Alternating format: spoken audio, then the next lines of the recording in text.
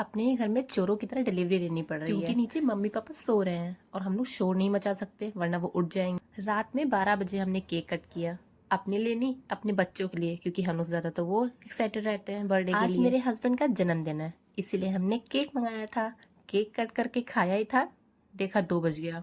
अब इतनी लेट सोए थे तो सुबह उठने में भी लेट हो गई। सुबह सबसे पहले उठते ही उसने अपने पापा को बर्थडे कार्ड दिया जो उसने अपने पापा के बर्थडे के लिए बनाया था। मैं नहा धो के अच्छे से रेडी हो गई क्योंकि आज मेरे पति का जन्मदिन है, तो सोचा कोई गिफ्ट तो दे नहीं रही हूँ, खुद ही रेडी हो जाती हूँ। अब उनके लिए तो मैं ही गिफ्ट हूँ ना, हर बार गिफ्ट देने से बच जाती हूँ ये बोलकर कि मैं तो हाउस वाइफ हूँ, मैं कमाने कहाँ जाती हूँ, मेरे पास कहाँ पैसे आपको गिफ्ट देने के लिए। मेरे पति मीठा बहुत खाते हैं, फिर सोचा चलो कुछ ब्लिंकिट कर देते हैं, तो मैंने उनके लिए रोज और एक चॉकलेट बॉक्स मंगा दिया। फिर खाना खा के हम लोग रेडी हो गए घूमने जाने के लिए। ये रहा मेरा फिट चेक, ये मैंने ड्रेस पहन रखी जो मैंने न्यू मंगाई। ब्लिंकिट से मेरा ऑर्डर भी आ गया। मैं जब भी इनको कोई सरप्राइज देती हूँ इनके चेहरे पे कोई एक्सप्रेशन नहीं रहता। अब आप कहेंगे कैसे हस्बैंड है, खुश ही नहीं हुए? सरप्राइज दिया वाइफ ने तब भी बहुत खुश हुए, रोज से नहीं चॉकलेट एक्सप्रेस नहीं कर पाते अपनी खुशी।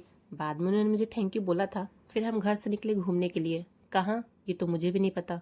फिर घूमते टहलते हम पलाशियो मॉल पहुंचे और यहाँ चल रही थी सेल, हर जगह हर शोरूम में 50% ऑफ। मेरा तो अलग ही है, कपड़े से ज्यादा तो बैग एंड और सैंडल्स मुझे पसंद आते हैं। कलेक्शन काफी अच्छा था, मैंने कुछ चीजें ट्राई भी की। काफी सारी सैंडल्स और बैग्स ट्राई करने के बाद फाइनली मुझे कुछ पसंद नहीं आया। शायद मुझे कुछ इसलिए पसंद नहीं आया क्योंकि मैं शॉपिंग का मूड बना के नहीं गई थी। शॉपिंग तभी करने में मजा आती है जब शॉपिंग का अच्छा खासा मूड। ये मॉल में इन्होंने बहुत अच्छा कर रखा है, ये यहाँ पे बिजी हो गई, इसके चक्कर में हम कुछ चीजें देख पा रहे थे, अदरवाइज तो इतना तंग कर देती है। मुझे अपनी बेटी के लिए एथनिक वेयर लेना था क्योंकि रक्षाबंधन आ रहा है, कहीं कुछ मिला ही नहीं।